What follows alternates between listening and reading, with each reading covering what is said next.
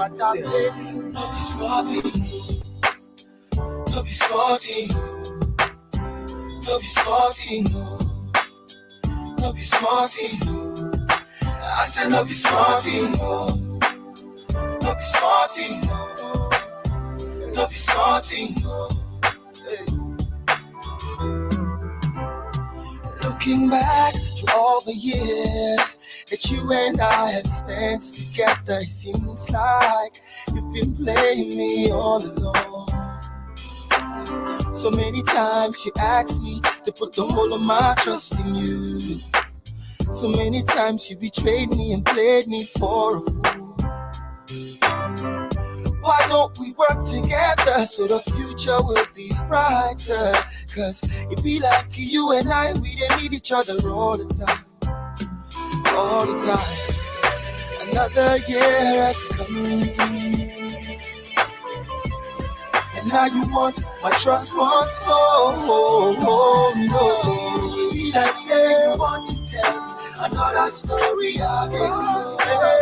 It be like say you want to act another movie again. It be like say you want to go another coding again. It be like say you want to dance, la nothing you dance again.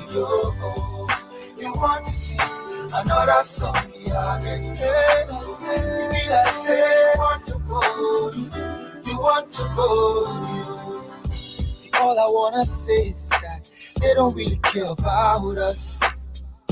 Cause all they really want to do is just to get in touch with big bucks. Cause they think that the money gives them the power. But the power is nothing if your people cannot get quality education. The power is nothing if your people keep dying of disease and starvation. The power is nothing if your people have no peace, no peace. The power is nothing if your people cannot live in unity. Hey. See why you keep on deceiving the people, my brother, my sister. See why you make all these people to they fight one another. Oh no, only God can judge you now. Only God can judge you now. Only God can judge you now. Only God can judge you now. Another year has come. And now you want my vote once. Oh, no. It be like say they want to tell me another story again. It be like say they want to act another movie again. It be like say they want to do another deceiving again. It be like say they want to dance, nothing you dance again. They want to sing another song. They want to sing. They say they want to go. They want to dance. I dedicate this one to all of the shady politicians. Make a promise and fail and they make the people live in harsh conditions. Dedicate this one to all of the shady politicians. Why don't you change your ways? Change your ways now. Make the people live the way they're supposed to live. Don't be smarting, as you see me so. I no send you. All of the shady politicians, as you see me so. I no send you.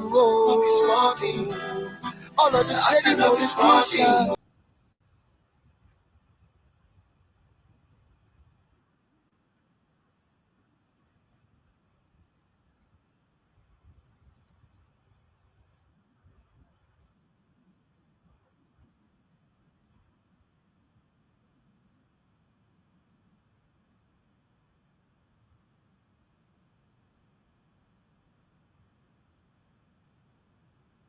Hello, good afternoon, everyone. Welcome you to this session of the program. There's always this saying that there are 7 mountains or 7 pillars of influence. And the most powerful of all those pillars is actually the political mountain. My name is Wisdom, and I will be your host for this session, which is Grassroots Politics, UK, Nigeria political landscape. And I have with me amazing men. But before I introduce them, I just need to give a bit of a background as to why we come about this program. So basically, we've seen over the years the participation level of people in politics, especially Nigerians, whether at home or in diaspora. I'm a Christian, so I have some level of background as to how strong politics is across all the pillars of influence. And and I'm very sure for my brothers in the other religion, which is Muslim, I'm very sure is also in the Quran, when Herod told his army to go kill this male child in a particular age range. So Herod at that point in time was the government, and if not for intervention, maybe Jesus or Isa, depending on your religion, would have been killed. So Herod was government and has the capacity to actually kill a particular vision, to actually kill someone that's supposed to bring salvation to the people.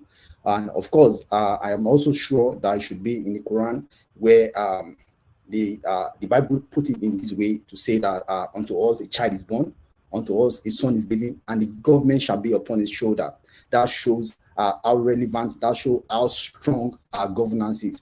And this topic is very important for us, for people that are in diaspora, in UK, in US, and for our brothers and sisters in Nigeria, because we've noticed that there's so much attention paid to a particular aspect of governance, especially in our own home country, Nigeria, than some level in across the level of governance. So we may have amazing men, and these are people that are carefully selected, strategically selected, who I know very well that they are very objective, and these are people that have keen interest in politics, but they are not doing bad at all in their areas of endeavor. So these are not people that we get into that space and they are looking for money or the other, because they are doing fantastically well in their areas of endeavor.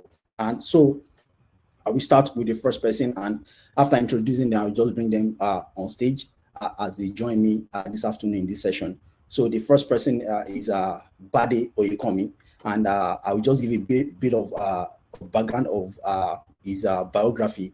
So he attended Olabisi Onabanjo University. Sorry, Obafemi Awolowo University in Ile-Ife, and we give a summary of his career path. He started his career in Unilever as in the aspect of production, blockchain, supply chain, and then moved to BAT, where he also climbed the ladder to be a regional, which is Africa, West Africa and Central Africa region, as a production manager. And right now he's actually working with Reckitt as also a production manager. Aside from the fact that they are doing well, that he's doing well in his career path, he's also a very good entrepreneur. So he has a line of business, and you can check it up after this program. The name of his organization or his business is Body Slicks. And if you check, by the time I bring him on stage, you will see the branding behind him that showcases his brand as a person. So thank you so much, Mr. Badi, for joining us. I really appreciate that.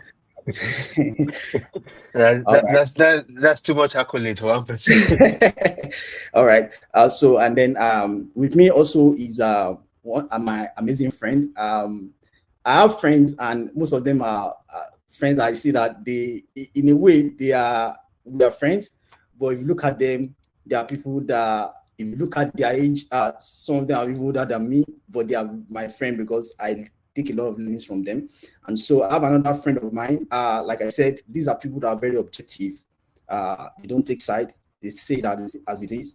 And that is why we don't just bring just anybody on this platform to address this topic. There has to be people that are objective. Yeah, they have their alignments, but they are very objective as well. I have with me Mr. Abiola. I have Abiola Abdul on the backstage, which I'm going to bring upstage as well. The one good thing about all of them is that they are doing very well in their career path. At the same time, they are doing business. So Biola, that I know, he was before, when he was in Nigeria, he was working in the pharmaceutical industry as a regional manager, and then and also a business development manager. And right now, even though he's not in our own country, he's now working with JP Morgan as a business development manager, also in the United States. Welcome with me, Biola Abdul. Oh, thank you very much. Thank you, Mr. Wisdom. He's also into business. So I know the last time I checked, he was doing farming. He was into farming in Nigeria. He has pushed me to want to go into farming. He has tempted me to do farming. Mr. Bade at some point also was doing farming. Yeah, I remember. All of them are farmers. We are still doing the farming here in America. We are doing here in America. Farming is life.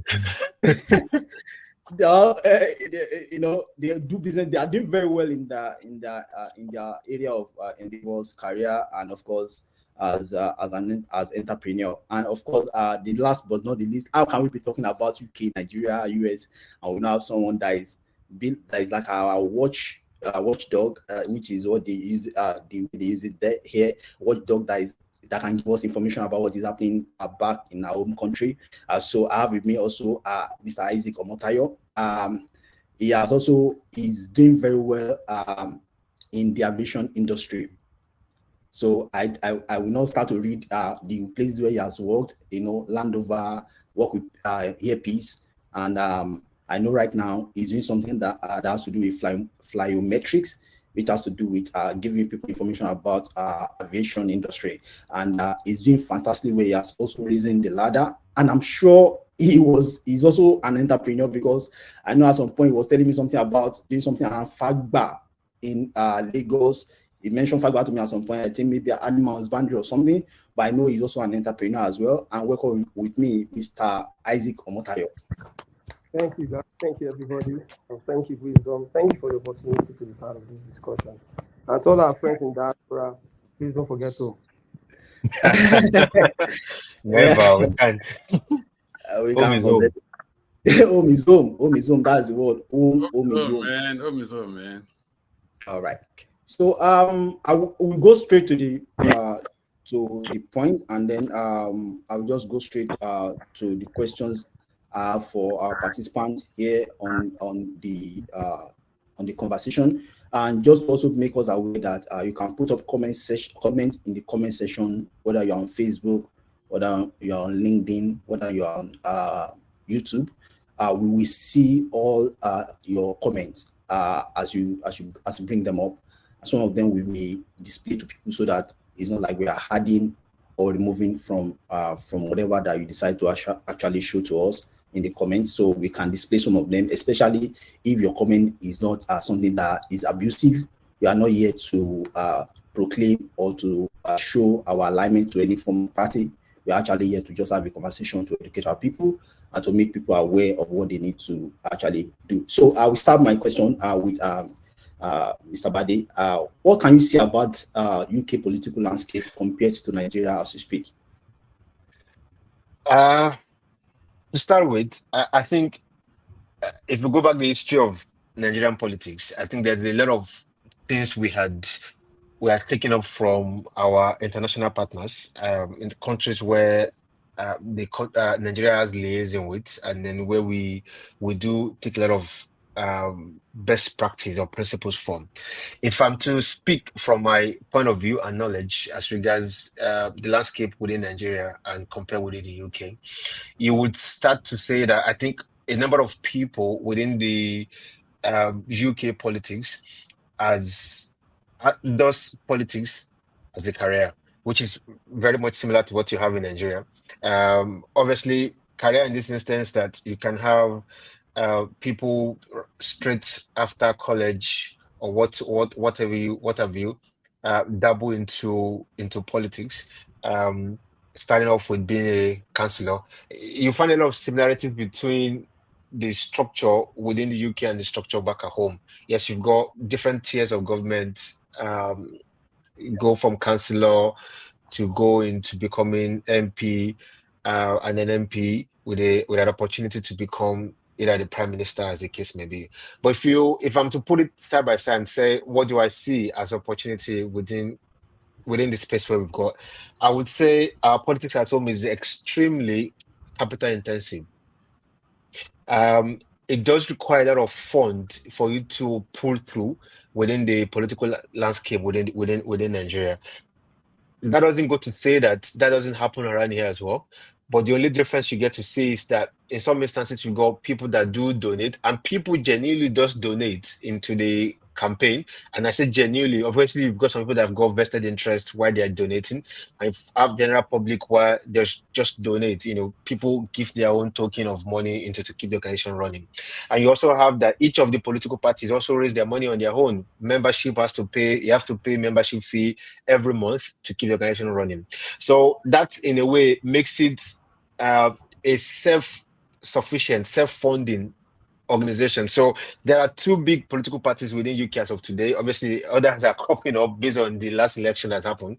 But when you talk about the Conservatives and the for some reason I've forgotten now, Labour Party, Labour and the Conservatives. Thank you. So when you talk about those two categories, you find out that each member within the party is not being a phrase just came to my mind. I was speaking card-carrying member of a party. So back at home, we are card-carrying members without you being financially committed to the party.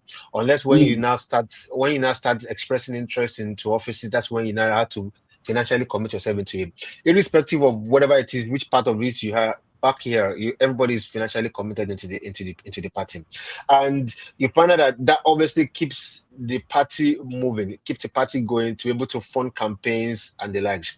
You also see that politics here is not necessarily attractive, which is, if you compare back at home, there is a lot of people showing forth their affluence that they've gathered via political. People that profit from political landscape, showcase what they've amassed over a period of time back at home. In this place, you don't have that liberty of showcase as much as you could have gotten. Because if you do, there are people that are almost after you, trying to question you, trying to dig into what you have established, what you have gathered, to actually poke into your affair, if I put it that way. And then so it makes it not interesting. You find out that most times when people go into politics, you don't actually go to politics here because you want to be rich. There are 1 million other ways to get rich back here. But at home, the easiest way to get rich is to get involved in politics. At home, that's your easiest way of making money. Making money on a very large scale, But here you almost also find out that the earnings of the prime minister or each MP is disclosed, is publicly disclosed. I remember back at home at some point, some people choose to disclose their assets before assuming position. Some people choose not to. That's some gap and difference that is coming through, and say there is level of transparency that you find.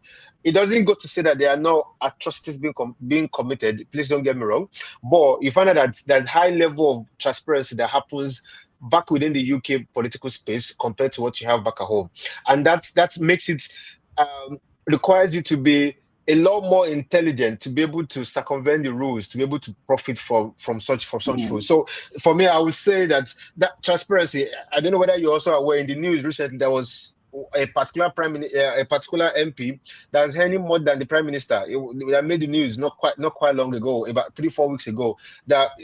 And then it's good to say that somebody within the space is earning much more than the prime minister is earning officially. Obviously, they have other allowances that comes their way that cannot be quantified. People give them gifts and then passes to event and the likes. But if I do put it side by side, I would say my biggest opportunity that I see is around transparency around governance, compared to what we have there versus what you have at home. Accountability is also a big deal over here compared to what you have back at home. In this place, irrespective of what year you served, irrespective of what time you served in governance, you can be called to come and face a panel to come and explain what happened in 10. You are aware of what's going on with the post office saga that's going on right now. People that have been the head of post office 5, 6, 7, 8, 9, 10 years ago are being called to question to come and explain contract they've approved during that time, and why did they do it? So that accountability that brings to question and gives you a reason to also want to, even if you do anything terrible, you also need to not cover your tracks, if you get what I mean. So Yeah. I would say, without taking so much time, I would say grassroots involvement is a big deal over here, which we don't have as much as that back at home. People starting off from the rock bottom, rock bottom, if you know what I mean. From the rock bottom, people that have got one of the councillors that contested within my locality here is just someone that just finished from school. He's got no political experience at all. But because you've got a landscape where you've got a space where you can venture in, people see that you've got level of acumen, and then they think that they can invest in you, and then they support your team. You will find out so that electioneering is not as difficult as it is back at home. There is no fear of you getting attacked when you go and cast your vote at the polling units. People can easily walk in, 10 seconds, 20 seconds, 2 minutes, no queue. Everybody votes, and then you get to leave.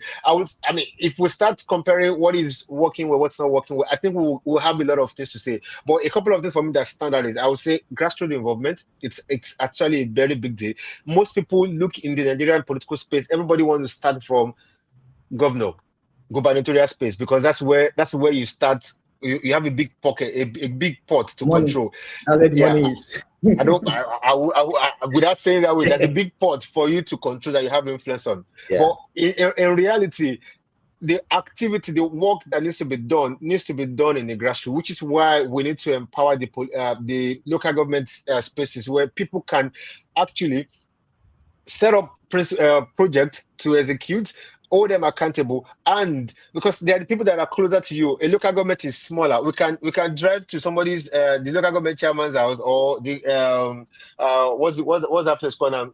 Local government office, to go and query the local government chairman, have a public conversation, which we don't see a lot. Having town hall meetings where the chairman comes, have a in my community where I am, there's first Saturday of every month. There's a space within the community library where you've got the councillors come and address people, and if you got concerns, you bring it up, raise it, and have conversations with them.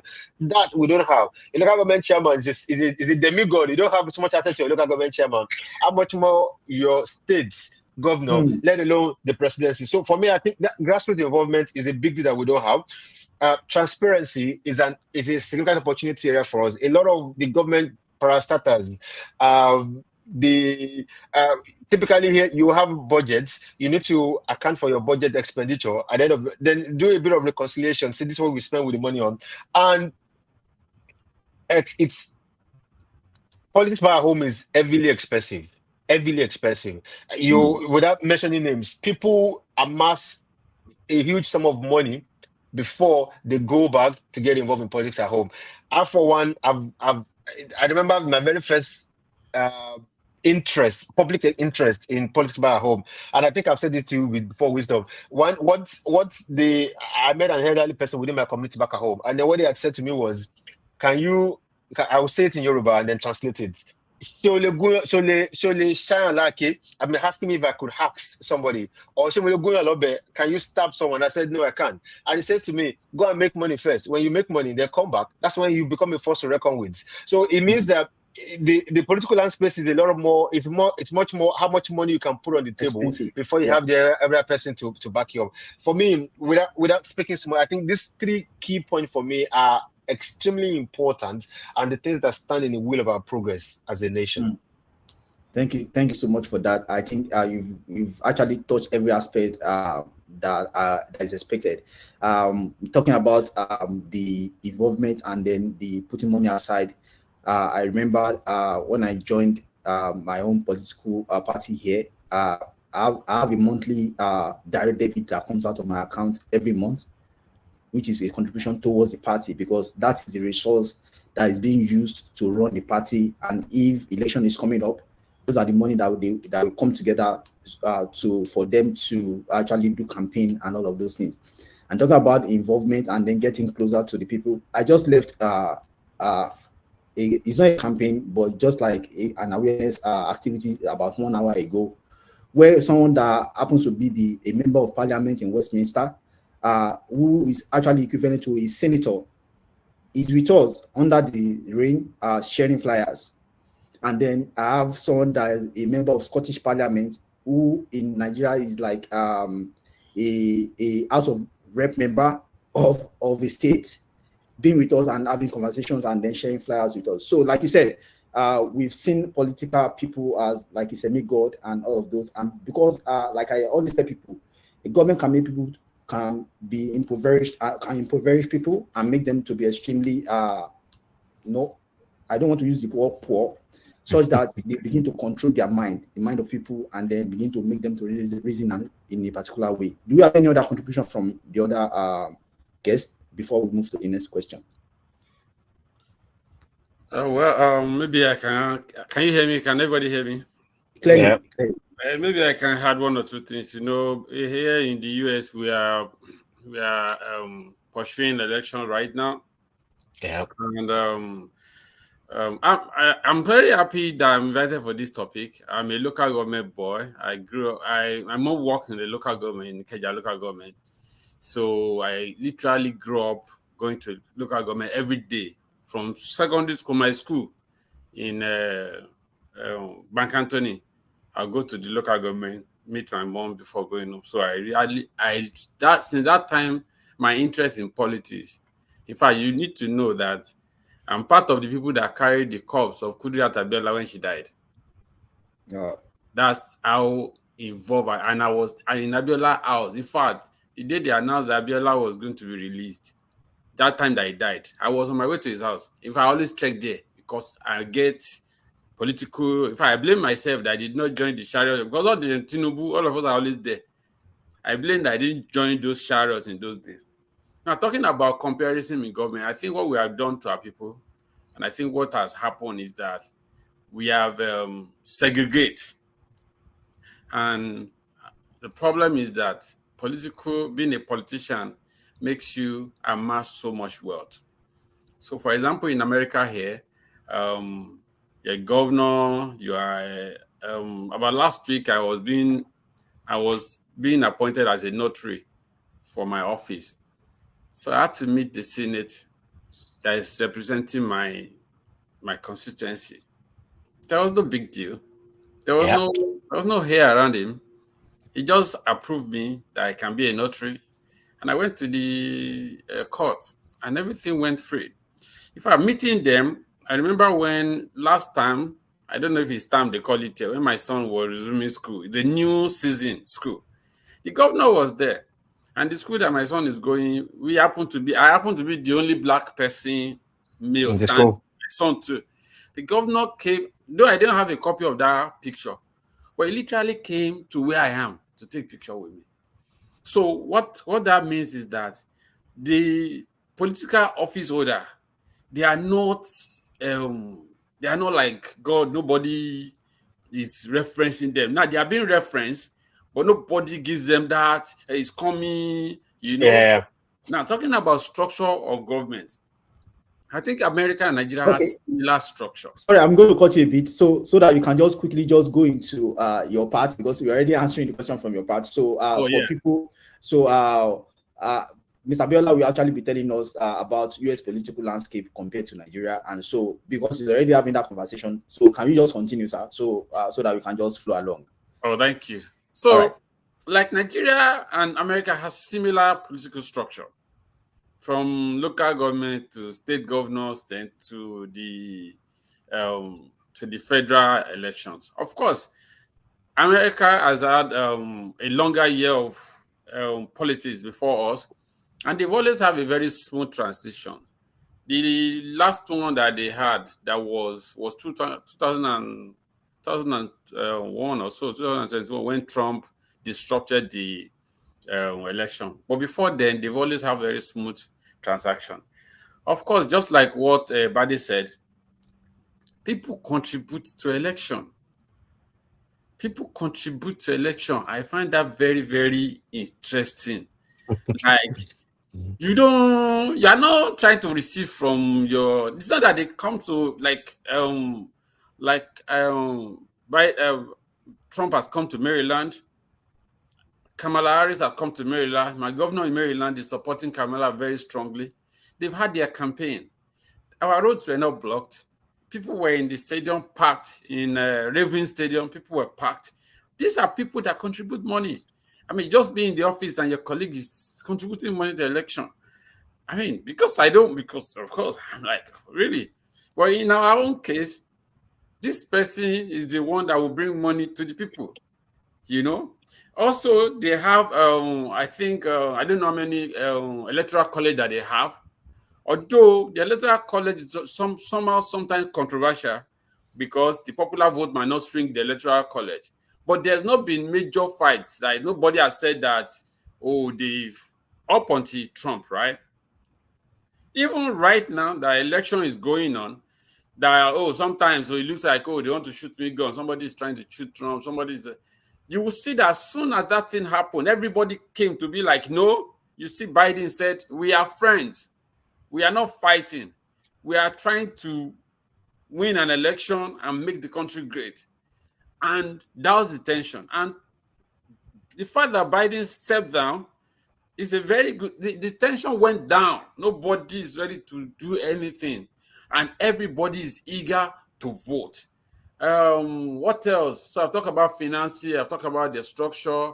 I think the difference also is that our cultural and ethnic background is one of the reasons why our elections are our political are very is somehow. But these things are very surmountable. They are not absolutely like, no, it's not surmountable. It's surmountable. All we need to do is to make sure that the electorate, the people casting their vote, are well educated. They are well informed. When they are well informed with the structure of government, and they are empowered. Because if they are not empowered, if they think of, they have to think before they buy gas, if they have to think before they buy something, if they are not empowered, they will always have the same cycle. So I think those are the things that I see in the US and Nigeria. If I have any other question, I can pick it up. All right. Thank you so much, Biola, for that exposure and into the US political landscape. So that will just quickly take me to my question, which my brother and my mom, Mr. Isaac, we mentioned. We actually addressed what is the present political climate right now in Nigeria, and what can you say about? I know there's a lot to say about the political landscape right now in the country. Yeah, thank you very much, Wisdom. Thank you very, very much, Mr. Badi and Mr. Biola. Well, like I'm sure you all are familiar. I'm sure you are also reading the news. You can also see on Twitter and everywhere. Present in Nigeria is actually very hot in the sense that a lot of people are disgruntled. Like Badi mentioned as well, you see, they've actually weaponized poverty in Nigeria. It's very sad. It's very sad. They've weaponized poverty in Nigeria. And that's why you see that people will be given a token of 2,000 naira and they will vote for a candidate. And after 4 years again, they'll give them another 3,000 naira. They will vote again for that candidate, even though the candidate makes them suffer.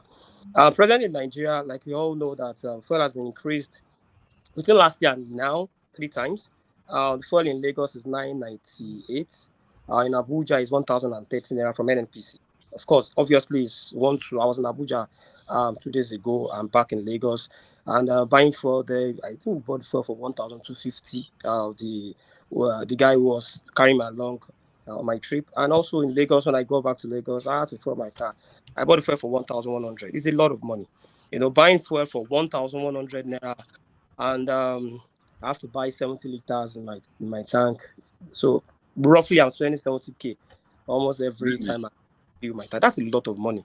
That's a lot of money. And not talking of a lot of friends, family members, people that still look up to us, that we have to still give them 1 or 2 things. It's overwhelming. Sometimes, my wife just say, "Wow, Sha, you travel, right? Like, are you sure we are not going to relocate?" So I can go and the other people over there, But really, it is what it is. It is what it is. It's very tough at the moment in Nigeria. I can't lie. I can't even paint it in any other way. It's tough. You can imagine how it is for people to be able to buy food. Okay, now I'm doing a project at the moment, and I was telling my neighbor, like, okay, this project I bought the block When I was building my first house, I bought the block for 2,000 naira. No, sorry, cement for 2,000 naira. Cement is 8,500 now. Yesterday, in fact, cement was 7,500. I bought 100 bags of cement 2 weeks ago for 7,500. So I had to buy a lot, to continue the work I was doing. And now this morning I just had cement is 8,500. 7,500 2 weeks ago, 8,500. So the money is just valueless at the moment. It's valueless. So if you're earning in naira and you're living in Nigeria, it's not going to be enough for you. You just have to earn USD. That's the only way. You must have income in USD. No matter how small the USD can be, maybe it's $500 or $1,000. When you convert it, then it makes sense. But if I'm earning naira, it will be very hard for an employer to say he wants to. Okay, if you tell an employer now, for my type of job that I do as an aircraft engineer, normally the rate is okay. Let me give you an example. In 2013, my salary was $2,000 if I convert it to naira. Then it was 300K.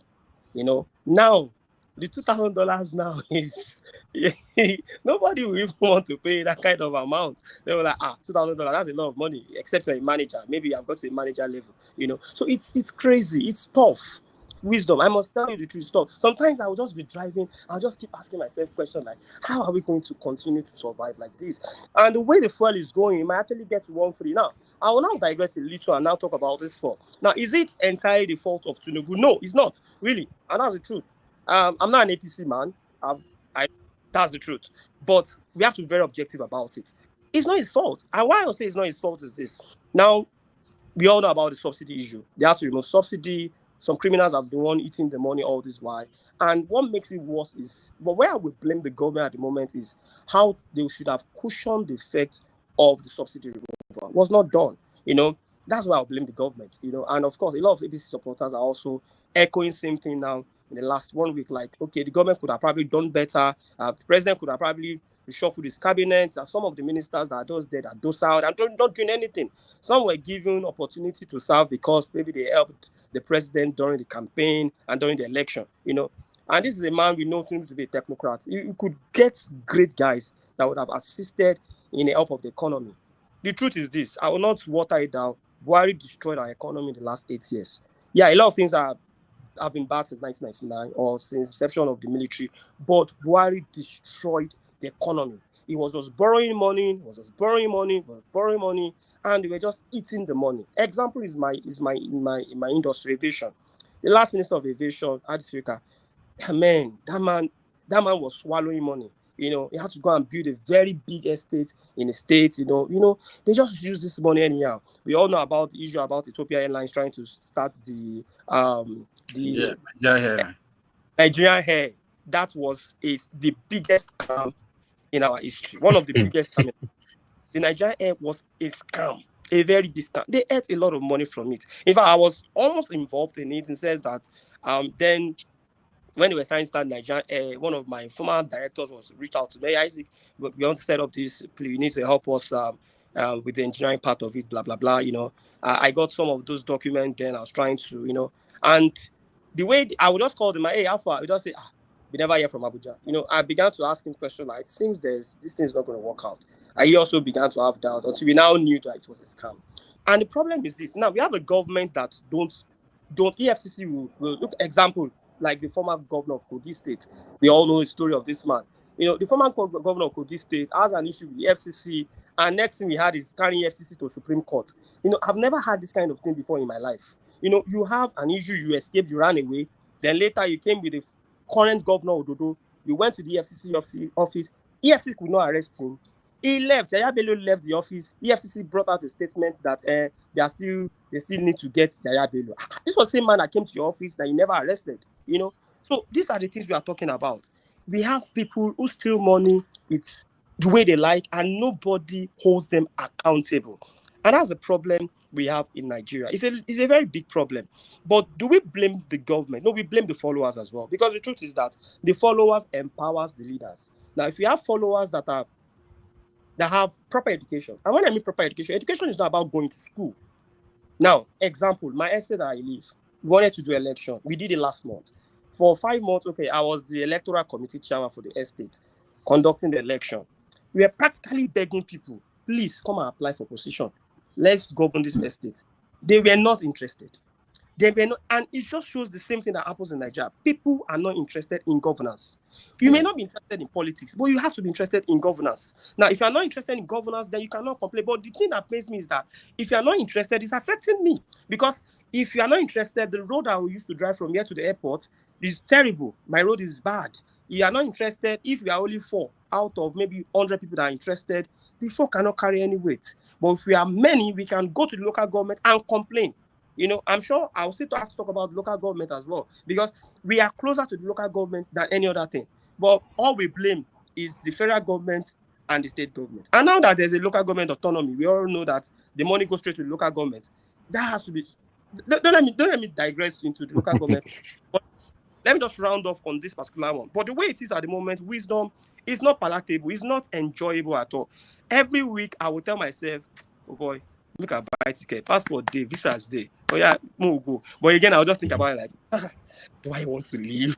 Do I want to be like, hey, no, if all of us are ground now, if some of us stay for Nigeria at least, you know.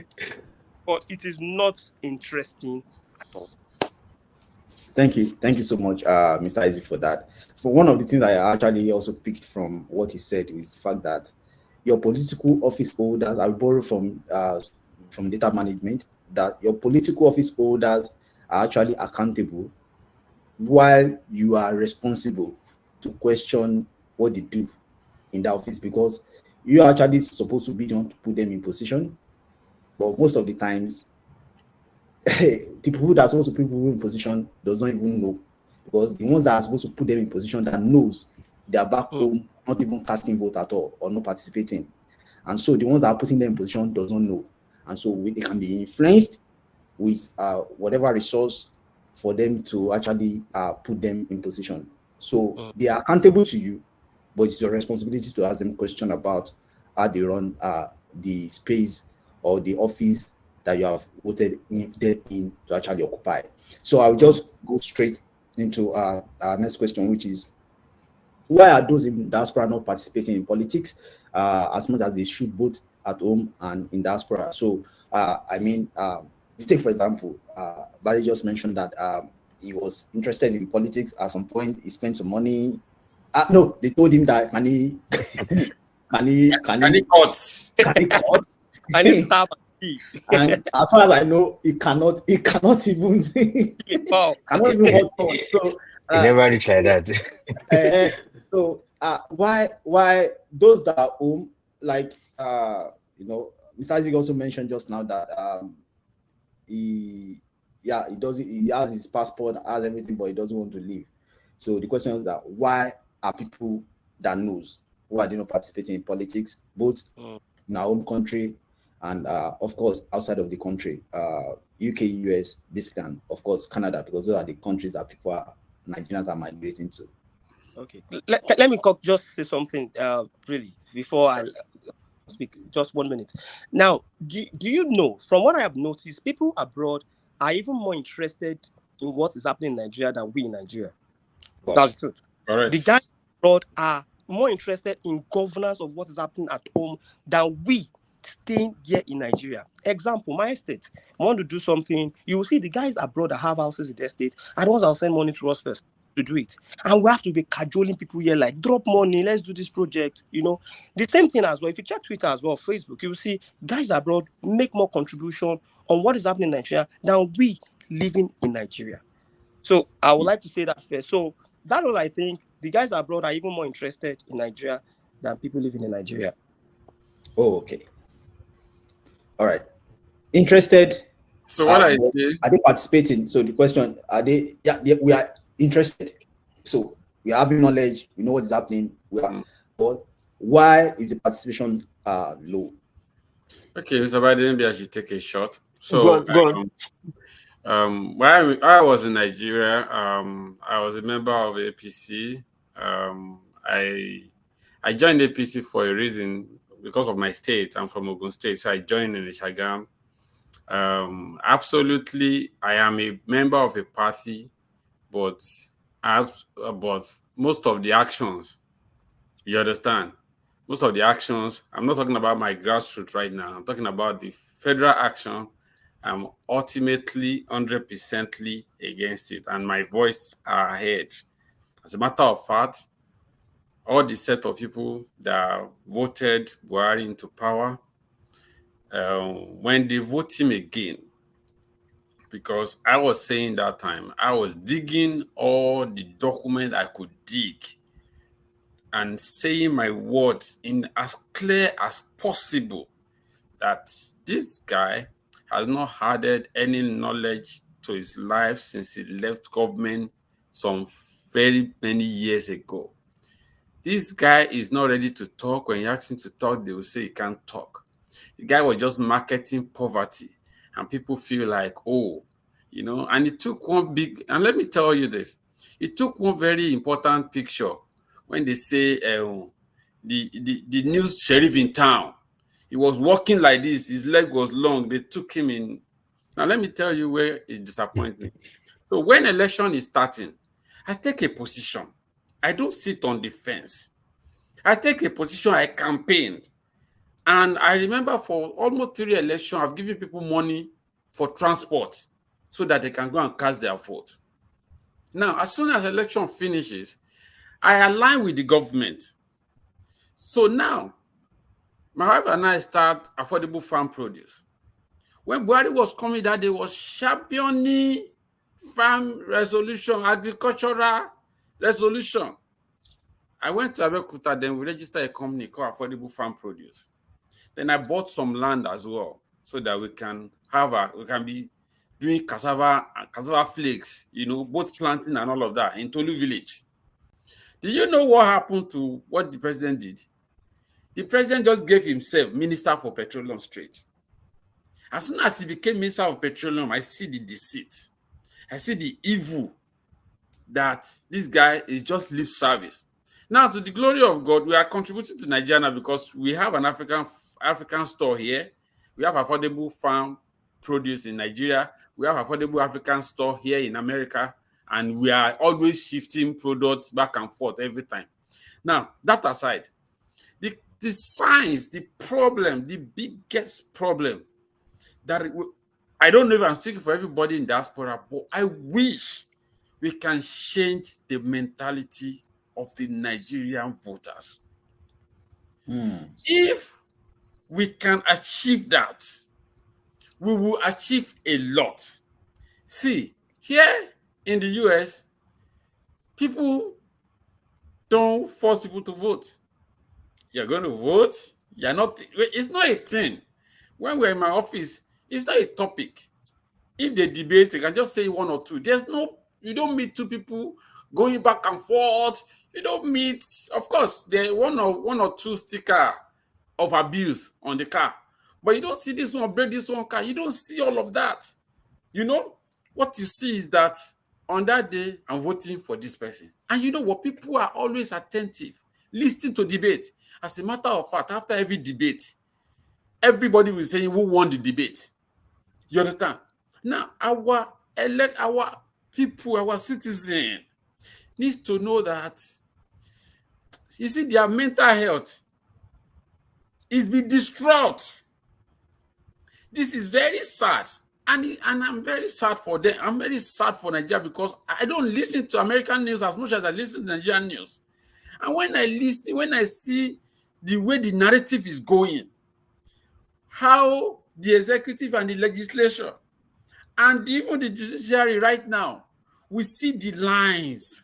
The lines are not clear. The executive are the one feeding all of them. We see that our electoral process right now, from where Jonathan brought it, it has gone very bad. It has gone bad so badly. We see now that people just feel like, see what happened in Ekiti. If I bring all the federal might to collect election for, he was saying, the other one was saying, I'm in severe pain. You understand? Yaya Bello did the same. Yaya Bello did the same for 2 of his elections. As if you can kill it, kill it. If you can jagba, just get the vote. Yaya Bello did it. He did it for the other guy. Look at what happened in Edo as well. I mean, thank God Edo wasn't even as bad. You understand? But you can literally see that election, the president is involved. The president will be asking, is everything okay? Are you good to go? You know? So I feel that if anybody is in Nigeria and is defending the elite, when I mean elite, you are defending the political class, the money they spend is commonwealth. What we enjoy in this country is government giving you money. You want to buy a house, government say, I'm giving you a grant. My friend in Canada said the way they are paying me money, I don't even understand. But we back at home, some people are not tightening their own belt, and we are just justificating for them. If our gas, fuel, if it goes in this country by cents, for last year, gas was almost going to $4.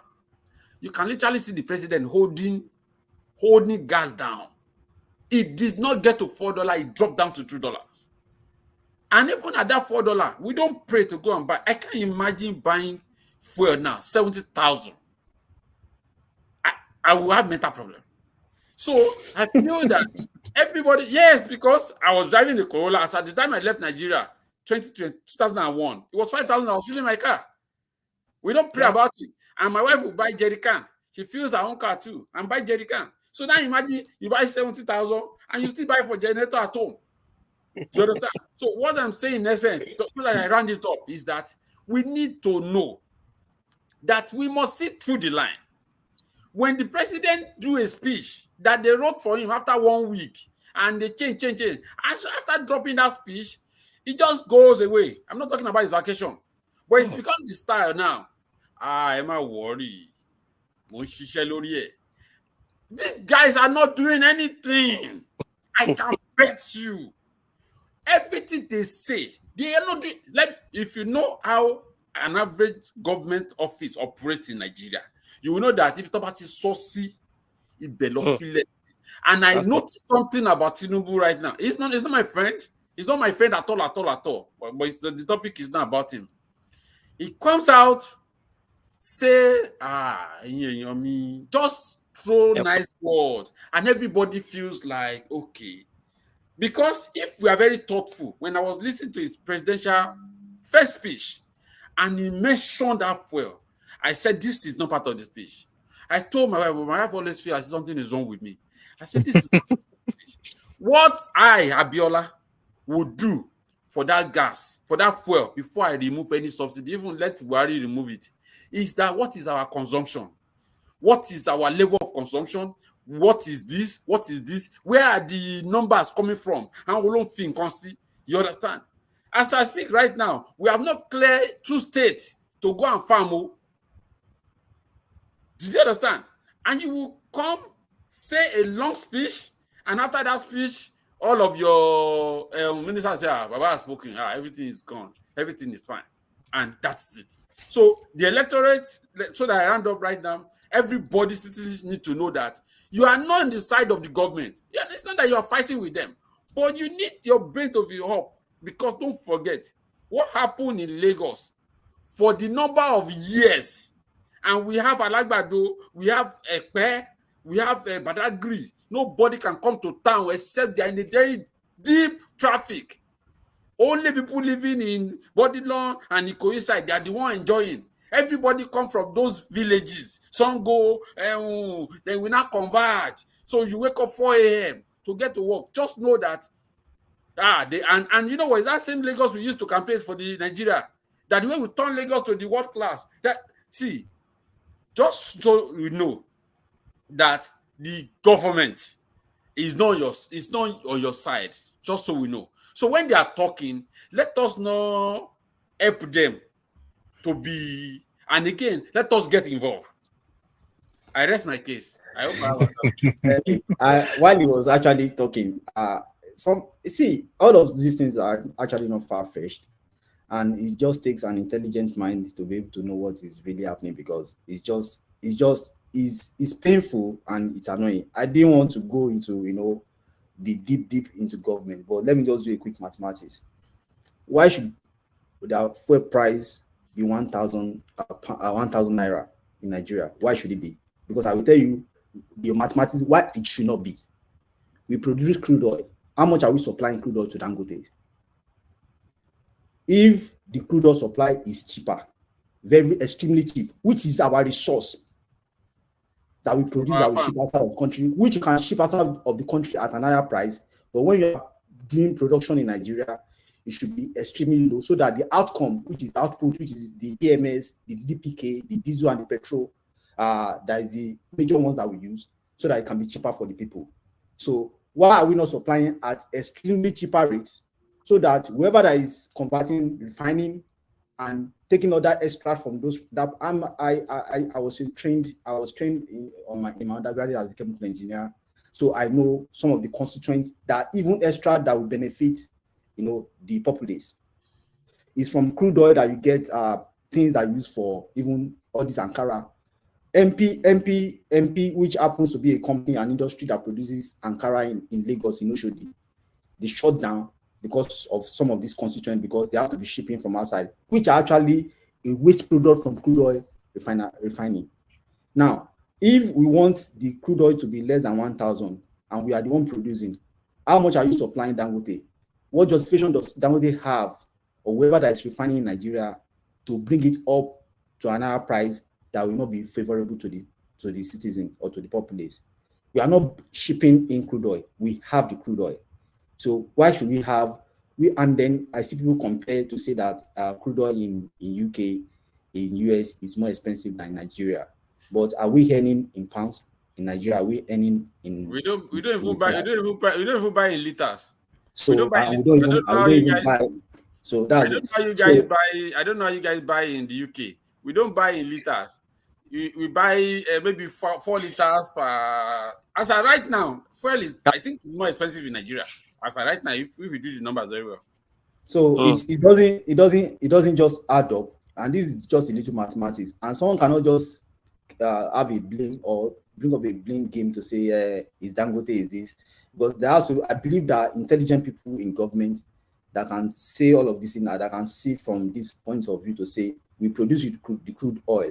If you want it to be cheaper for the populace, why not supply cheaper? If what we are supplying to Dangote was the amount we are supplying to outside of Nigeria, why can't we supply to Dangote at a cheaper price and monitor what we supply, because we know the quantity of what we supply and we are expecting this particular kind of output to favor and to supply back to the populace, the constituents, the PMS and the DPK, which is the petrol and the diesel.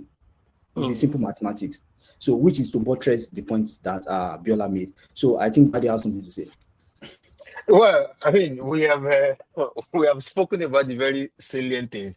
I think the only thing I just want to chip in on the back of that is, if I go back to the question that was being asked, I do think that Nigerians in diaspora are actually participating in politics in their country and back at home.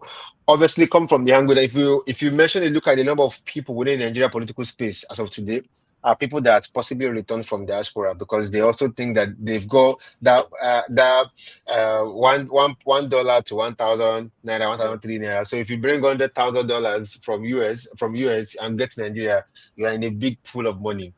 So I personally do feel that Nigerians in diaspora are very much involved in politics. Obviously, you need a lot of link to make things work. You need a lot of links. The beauty of what happens is, once you leave the shores of Nigeria, all of us have become equal to a very large extent. Mm-hmm. Once you leave the shores of Nigeria, back at home, you may not have access to a lot of senators. You may not have access to a couple of people. But when they come here, there's number. I've met the governor of Oyo State in the train station in King's Cross. He had I took pictures with him. There was only one person that was with him. Only one person. There was no entourage. No, there was no that facade that comes with governor. I'd walked past him. This person looks like governor. And I went back to him. So there was one guy that was just shadowing. I said, "Excuse me, is that so?" They said, "Yes, it is. Can I speak to you?" I said, "Yes, of course." I went to meet him. There was no drama. It was about to board the train. But when you get back at home, for me to have access to the office in Oyo State, I have to book appointment. But guess what? Once you leave the shores of Nigeria, all of us are, I don't want to say equal, but all of us are almost equal. So that gives you a very high level playing ground. And people have used that pedestal to make connection and access to corridors of power. Obviously, money talks. As of today, until it changes, money makes a lot of difference. But in my personal opinion, I do think that people in diaspora are playing a significant role in politics back at home. And I give you a little bit of number. I mean, forgive me, I do like number a lot. If we go back to even where we are in where I live, we have 4 Nigerians that are MPs in this current parliament. We have almost about 650 people within the parliament of the current within this current regime. The population of Nigerians in this country is about 178,000 as our 2022 census. That gives about 0.002% of Nigerians being represented in the parliament. And if you consider the total number of persons within the parliament versus total population of the UK, is significantly different, which shows that of all the 170,000 people that we have in Nigeria, 4 of them have risen up to the level of MP. We have other people that are mayors in the cities where they belong to. It just shows that people from our country are people of intellect. And when you relate to people ahead of the country, people are very much endeared towards you. And that's why people go into power, place of power, and rise really quickly, because we have the level of education that we've got. There are people in this country, and I dare say this, and I stand to be corrected, they don't have that rigor in terms of education, which is why people from Nigeria will come around and they will excel. If you go through what they are teaching your children in school as of today, it's not as rigorous as what we've taught people back at home. It's not. They don't give children homework, which is our own thing. You will do the school 8 to 4, whatever time we close. We'll do extra lessons. You will take homework. This place, they go to school at 8:45 or 9 o'clock. That's when the school opens, and it closes at 3 o'clock. What do they do? Today we did drawing, we did creative writing. That's what they do. So, but the rigor that people like you and I have gone through has formed us to be, and that's why people thrive when they get to a place where the factors support them. I personally do feel that Nigerians are people of elite, and we are very much involved in politics. Can we do better? I absolutely say yes, we can do better. I mean, and I say politically, whether in the country where we are living or back at home, we need to find a way to infiltrate the system, and we need to start, like what Isaac was saying, we need to get involved little by little, even if as small as one small sponsoring something, someone within your locality, and that's the only way we can infiltrate. Majority of the things people look at is the big offices, presidency. Most of your problem can be solved locally. It doesn't have to go all the way to presidency to solve the problem. When you were mentioning petrol and then cushioning the effect, I wrote down here that do we know the number of people that are within our country? So if we know them, how do we want to? If we, I don't know whether wisdom, I don't know whether you are benefited. There has been times within this country where they were going to make changes to the price of. They are removing the price cap on gas. Gas, yeah. That hits the house. Governor will send every person. They give you allowance to cater for that. It's happening. The only reason they can do that is because they have your data. They know you. Yeah. If you look back at home, how do you want to do that? How many persons have account numbers? People receive cash benefits from the government straight up. How about cashback from organizations? You can't do that. You can't do that at home because we don't have that database of who is who. How many people do we have? Your account number here can be traced anywhere you go into. All they need is the account number. They don't need your own bank. By the time you put the account number, it gives you what bank it is. But guess what? Our own is GTB, First Bank. So it becomes very difficult. The database is not. It's separate. GTB is maintaining their own server. First Bank is maintaining their own server. But you need to have a unified server just so that the identifier is the number. It's not the bank that determines. If you get what and that's where it becomes a bit of a problem to say how then do we solve it? And for me, I think that's a separate topic we need to stay away from. Today, let's focus on how we can get involved in grassroots politics. My conclusion is Nigerians in diaspora have always and will remain participating in politics back at home. A number of people also within the US. Within the US, I mean, I don't have data, are involved in politics. Even in Canada, I've seen a lot of Nigerians that I can't remember. there's a person, I can't remember her name now, what Chuku something. If I Google it, I find it that people have risen into the place of power. That's governor. That's a governor as well within US. So it just shows that people from our country are people of intellect. We just need the right environment, and people will flourish. Thank you so much for that. I was speaking to one of my friends just to ask what you said, because you mentioned it, which was when you saw the governor, and which is just by the way. So, and then you took pictures of the governor. Do you know? And I was talking about accountability and responsibility. The prime minister, I think, was it the former one, Rishi Sunak. He was coming to Scotland, and then he flew into Scotland. And the people questioned, why will he fly? Why has he not entered train? And they were asking that he's wasting money, he's wasting resources, because train would have been cheaper for him to come to Scotland. Why does he have to fly? That's the level of how accountable and how people take responsibility and are responsible to asking questions about accountability from the government. And he has to answer those questions. I've seen governors say they cannot grant interview. You know, here you cannot say you cannot grant interview. If they want to interview you, you must answer to them. And you must wisdom. Yeah. Can I make it worse? Yeah. Boris Johnson is still answering questions about the COVID house party that happened 2020 up until today. Yes. Up until today. So when you ask everybody to go on lockdown, number 10 had the Downing Street, they had a party. And then up until today, he's still answering questions about the house party that happened in 2010 during lockdown. How then do you want to define accountability if not that? Things that have happened in Abacha's regime, we cannot even trace it. There's no record. Abacha, that's no record. Even Buhari in the last regime, that's no record. So then do you want to hold people accountable for that? Well, let me say something. I want to just say something about census. Now, Nigeria, they say we are 200 million, which we know is a lie. I don't think we are up to 200 million. You know. So now, I got to know about that was because the last election. Now, before this election, previous election, the KKK states, Kaduna, Katsina, and Kano, normally have a large chunk of numbers that we KKK states are going to win the election. But surprisingly, because of the beavers, during the last election, we now even noticed that the three states joined together is almost the same thing as having the numbers of Lagos. We now knew that. Wow. So that means lying about the KKK states because then if Buhari, before he came in, if he has like 2.5, 3 million from there, he can get like 7 million from those three states alone, But we now got actually a lie. So that actually brings to the fact that in Nigeria, our population is not as large as we thought it is. Now, the northern state actually try to amplify the numbers based on allocation, feeling that, okay, we have so much numbers, we have land mass that's very large, so that they will get a lot of money from the federal allocation. Now, Nigeria is a crime scene, and that's the truth.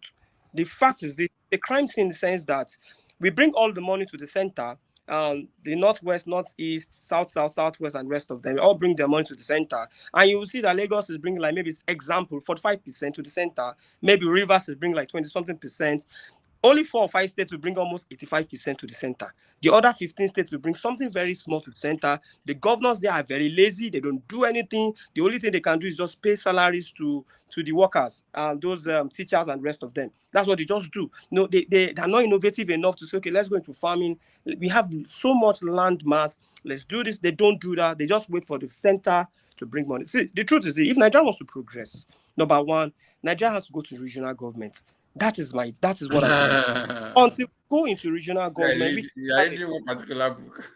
Yes, we can't have progress because the truth is that it is insane. Now, let me give you an example. We want to write JAM. If I score as an Ogun indigene, you expect me to score 70, example, 70 over 100, and somebody from Katsina or from some other state have to score 25, probably will get admission even before me. It makes no sense, really. So many things are uneven in Nigeria. Nigeria wants to succeed. If we go into regional government, every region will take care of its region. Now, you have no choice. It is what you plant that you eat. It's what you are able to sell. Okay, example, in Zamfara, there's gold. People will extract gold. They will sell. Individuals are the one making money off it. The money does not go to the federal government. The Minister for Solid Minerals, that's Dele Alake, was complaining recently, 2 weeks ago, about this thing. The oil from Niger Delta goes to the government, but the gold from Zamfara does not go to the government. They don't. They just some individuals just chop the money. And that's why there's insecurity everywhere because of all these things. It's very sad. Now, also another thing I would like to point out is this. You see, the problem of Nigeria again is not only about the voters. Now, the truth is this: even if they vote, we all know about the elections where it goes. In Nigeria, there's no elections, a sham. They write result. What they do is write results. You will see people that register, 100 people register, 130 people vote. Where is that done now? 100 people register, 130 votes are counted. 30 plus the 100. We are not even talking about those that didn't even come out during election. So people are disinterested in even coming out on election day because they feel their vote does not count. Because by the time they announce the result, they give it to whoever they feel should become the governor or should become the chairman or should become whatever. That is where the challenge is. So now, the first thing is this. See, Nigeria's problem, apart from prayers alone, even though we need to act, all we as followers has to be very involved. Now, deliberately involved. Now, you see all these guys that they use, all these Agbero in quotes that they use and in front, we need to start educating them. And who we educate them? The middle class people like me. I don't know if there's middle class again, high class and lower class. I don't even know the class I belong, but I'm not high class though. So, but middle class in quote like me, I have to begin to educate them. You see all these boys we see at our bus stops and everything. We need to start engaging them. We have to start talking to them, letting them see the reasons why they need to understand that you cannot follow a politician to start killing people and this thing, so that during election, they also will talk to their mothers, their wives, their girlfriends, and then there will be proper sensitization. That's what I feel is the solution, because the elite will not talk to them because the elites are happy the way things are. They like the fact that Nigeria is in a chaotic state. They are making money off it. But it does not pay people like us. It does not pay the guys in the lower level as well. So we need to begin to sensitize the guys so that before the next 4 years, then everybody will, and people have to register into parties as well. It's very important. It's not enough to just be talking about politics. If I ask you now, just be a party member. Even if you are not active, even if you are passive, be a party member, and as well.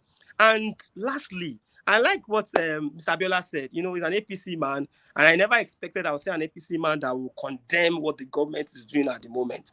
But maybe it's touching Oga Abiola because he has family. So it's think I say, what I go to you over you. So, it's a pathetic state. Wisdom. A guy called me. My friend in Switzerland called me. It was like, Alpha. He was pitying me. It was about telling him that he could not just tell me that she couldn't send the whole see me, because he was feeling things are because he knew things are bad. Things are very bad. So we need to begin to sensitize the people. We, the middle class, have to be sensitize the people. You see these guys on the street, sensitize them, talk to them. Even now, not even before election. Let them begin to have a realization that it's not about my tribe, it's not about my religion anymore. It's about proper governance. People that will get there and have the interest of people at heart. If the followers are sensitive enough, the leaders cannot misbehave again. Because if you misbehave, they will stone you to death. So you will be conscious of that fact that the followers are now awake. Like I told somebody, I said we are not ready in Nigeria yet. We have not suffered enough. When we have suffered enough, like enough, all of us will come out and cry like the Israelites cried to God when they have suffered. When they were in Egypt, they had to cry that now, Otoge, we have not gotten to that point, but very soon we are going to get to that point. Once we get to that point, then there will be a change. I don't know if we can add something quickly because of our time. So for we in diaspora, what I've also noticed is that people in diaspora comes to Nigeria for free money sometimes, because the class of the class of 99, they are all from America, UK, the Boris of this world, the Tinubu, the Chase. They are those class of 99. They are all from US and UK and Germany, and all they do is to bring the same money. In fact, I told someone, I said, we should have leave our colonial master. The colonial master were bringing our money abroad. We thought that we want to keep it home. The military were doing the same. Then the politicians were doing the same thing. So I find out that because I have a lot of friends that have been commissioner in Nigeria before. In fact, some of them are even ready after a particular election, they'll be commissioner.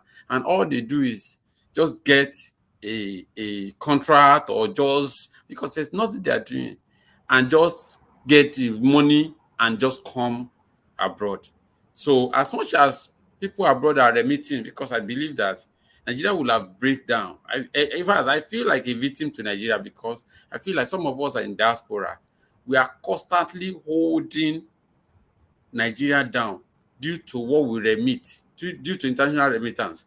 That Bade said something. Bade talk about our children. And I like to let you know that almost every Nigerian has a teacher in Nigeria. Yeah. Or the remittance that Nigerians abroad are doing in Nigeria, it's multi-dimensional.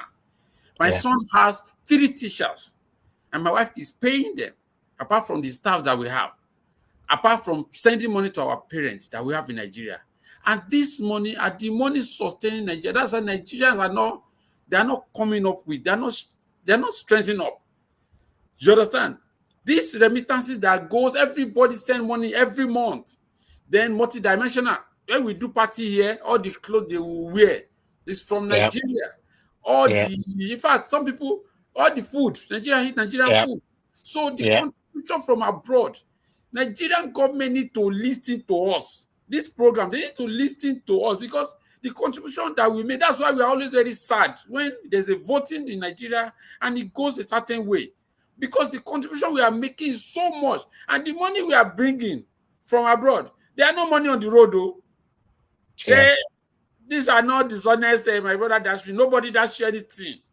It's 7 a.m. here. I was supposed to be on vacation right now, but I have an IT job that I do, and so I flew to Houston. I've been in Houston for 2 weeks doing that job. Now I need to resume back in my office and still look like I went on vacation. I just came back from my office right now because I was supporting Epic. I was supporting Epic for them before I joined JP Morgan Chase. So it was my vacation. I was asking them, when do you have any contract? They said, okay, there's contract. Okay, since there's contract, book me in. I booked my flight. I was leaving my office from my office straight to the airport, down to Houston. That night, I was on the job. From that night till now, I'm on the job. Guys, you can see my eyes. In fact, when the producer tell me that it is time for the program, I'm like, is it now? Because you guys have the same time. We have different time. I say this to say that most of the remittance, now, I am not under pressure. I thank God for that. But most of the remittances that are coming from here, it is like strategically working and planning. But Nigerians, they don't do that. So maybe by the time we have a shift, maybe there should be a mental shift. When governance is not by free money, everybody knows that, you know what, I'm going to sell. I don't even know how we can get there. But God will help us. And when I was a regional manager for Lagos and West, that's when I know that our population is a lie. Nobody told me. When I scanned through my region, when I flew through my region, I said there's nobody that's going to tell me that this number we're calling is true. And you know what? You know the implication of that? We have used our 200,000 number to build to market organization abroad. They came to Nigeria with I'm going to meet a minimum 200 million, even if it's 1%, at a strategic meeting, only for them to say that this number will not add up. So company comes to Nigeria on deceit, they cope and cope and cope and cope and cope. Eventually, they leave. They leave. Yeah. That's why they live now. Yeah, that's it. Thank you so much for that. I'll go to the next question. I just talking about how companies leave. I was just speaking to my friend that works at Barclays this morning, and he was like, they cannot come to Nigeria. Barclays is one of the biggest banks in Europe and America, but they said they cannot come to Nigeria. He was telling me that because of the political atmosphere but that's just for information, anyways. So talking about which will take us to the next question. Mr. Isaac mentioned something about regional government, which is what is playing even in UK and in US. We hear about Los Angeles LSPD, which is Los Angeles Police Department. You hear about NYPD, New York Police Department, which is regions, admin regions, and then all of those kind of things. Even in UK, there's Scottish, police, Wales, and all of those, and it's helping them so much. And that will take me to the next question, which is, can you tell us the levels of governance in Nigeria and expectations for at each level? And this is just to educate people. So expectations for at each level. Why should people concentrate on the grassroots? Who should first be held responsible for a failed community? And this question is directed to Mr. Isaac. Yep. And then Thank you very much. Yeah. Okay, so in Nigeria, we have federal, states, and local governments, definitely. And local governments, we have 774 local government, if I'm not mistaken, 774.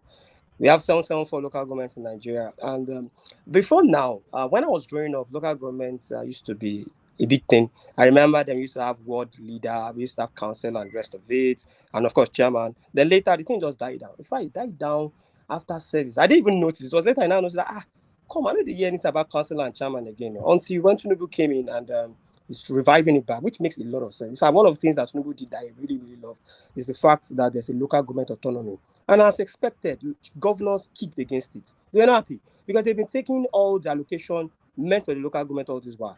An example is like, let me give you an example. Let's assume Oyo has 30 local governments.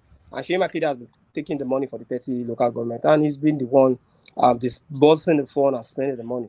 Just an example. Now that Tinubu brought it to light, many of the governors were not happy. In fact, they had meetings and rest of it. They're trying to of course, went to court, and until the court declared that yes, the local government autonomy has to come into place. And now, at least as I can say categorically, at least for 2-3 months now, the federal government sends money directly to the local governments now. So now the local government gets the money. But how many people are aware of this? I can tell you that we, the educated people, only probably 5% of people are aware of it. Why? Because a lot of people are not interested in governance. And that's the problem in Nigeria. It's about education. Now, if I know now that local government, like I was telling the people in my estate, now we have new executive. I said, you see, some of these are roads that lead to my estate. Local government chairman has to fix it. My local government is not too far away from me. Now it's easier for us to meet as the executive here, and also the, of course, there's always, there's something they used to call, in the area they used to have CDAs, yes. So we have CDA chairman around. So some of these areas are zoned into CDAs. So all you need to do is the CDAs have to meet, all the chairman will meet, or the executive, like 20 or 30 of us, we drive down there, when they see convoy of cars, and we go to local governments, we want to see the chairman of the local government. We are not going there. The problem is that because we reference them too much in Nigeria, we make them feel over-important. They are serving us. They are there to serve. That's their work. So when we are going there en masse, and you are telling that we want to have a meeting with the chairman. We are not going to beg. We are going to have a dialogue as citizens and say, hey, chairman, now that you have the severance package of this thing, you need to come visit our area. By the time we go meeting first and second time, write petitions and rest of it, the next thing we do, we put it on we can do a newspaper publication. I'm at Besaye in the streets. So you would know that these are serious people. And the truth is that people don't do it in Nigeria. They don't. And that's the truth. So we give them too much chance. But when you begin to stockpile them and begin to give them close marking, then they will begin to know that, man, they are serious. Because people that are coming to meet you, you can see them, it's not an never chop people. These are people that have their jobs, their businesses, and you would now begin to take them serious. And this is exactly what everybody needs to do. And the good thing is this: the local government chairman don't have how about this thing that governors used to have for 4 years? Immunity. Thank you for. So they don't have immunity. So if you steal money, they will go to jail. There's nothing like they don't have that immunity. So it makes it easier for us to be able to channel an energy to the local government because they get large chunk of money now. In fact, it's going to make governors, the position of governors to be less attractive the way it is going. If it kicks off well between this Tinubu's tenure till when 2027, the local government will have more power in terms of they have more money to be able to fund the areas. And if that can happen, now it's now left for us to be able to make them accountable. And that's just one thing about this new idea. Now, will there be challenges? Of course, there'll be challenges. Governors are going to fight them. There will be a lot of fighting. And that's why governors are now the ones trying to select their local government chairman. And that's where the problem is. Example is River State. We could see what happened with Fubara. Fubara had to, they had to do election. Now they have all the chairmen. They actually went to another party, created another party, APP, and all of them are the chairman. Now the court gave a ruling recently that is a crazy situation in Nigeria. That the people that is in the House of Assembly in Rivers, the speaker has to be brought back. And if it's brought back, they've all migrated to APC. All the assembly members are in APC. What it means now is that every money Fubara has spent is probably illegal because it has not gone to the house. The house did not ratify that you can spend those money. So they can even raise an impeachment on the governor. So it's a very crazy landscape in Nigeria at the moment. But when it comes to this issue of local government autonomy, for everybody listening and listening to us, it's very important for you to be involved in it. Talk to your ward chairman, your CDA chairman and CDA people. Meet your local governments and begin to raise demands on them. They will begin to do those things. If it is road, they need to do. If it is gutter, they need to do. If you have problem with bore or whatever, they need to do. We have to begin to do that. You can see the things I mentioned in Nigeria are things that are cake to you people hearing. The road is like road. You can imagine road as in fixing of pothole or water. These are things that we should not even be discussing in the 21st century. But it's what we are discussing. Yeah, it's a very crazy thing. We know we live in a village. Nigeria is a village on its own. Only places like maybe Koi and places in Ireland, some places in Abuja, Gaki and rest that we can say that in town. But all of us, we are still village, glorified village. Surulere first start is glorified village. And that's the truth, compared to what is obtainable over there in the US and in the UK. So that's the way it is. So once that can be done, I think things will get better and there will be improvements in governance of our people. Thank you. All right. Thank you. Right, the next one. Okay, so we have 3 tiers of government. We have the local government, like Brother Isaac said, and we have the state. It's interesting for us to know that we have the laws that are on exclusive list. We have laws on concurrent list. Exclusive lists are for federal government, while concurrent we share between state and federal. And we have some law for local government. Of course, local government, what are their main duty? Market, schools, primary health centers. Like I told you, my mom retired from local government. I say this to say this. In 1999, Tinubu single-handedly destroyed local government in Lagos State, and I say that clearly, and that's why when Obasanjo did not pay allocation to local government, Mr. Isaac, are you still there? Yes, I'm here, sir. When Obasanjo did not pay allocation to local government, that Tinubu used that fight that time. I was young, but we all know that what Tinubu was doing was wrong. So what he did, he has his political boys, right? And he wanted to set all of them. So what he did was that he created local government, more development center, saying that I must have more than Kano. All those kind of fight. And when you say that, he elicits support from Yoruba man. Are we not more than them? Why are they having more local government than us? So when he created all those things, you know the funniest thing? He now changed Mushin local government to Mushin Ajino. Okay. So Obasanjo was not like, if I release money, where will this money go to? Now, it was the local government development center that Tinubu used to build his plenty of boys that you are seeing now. Faleke, many of those boys were built on that. And I'm so surprised. And I wish he know that he had just correcting his mistake by giving local government autonomy. Now, local government autonomy that we give right now, I don't even know which local government they will be paying, because I'm not sure if Lagos State Development Center has been ratified. So if it has not been ratified, if you are still dropping local government money to local government and it still have to be shared between development center and local government, just know that the money is gone. Are you guys with me?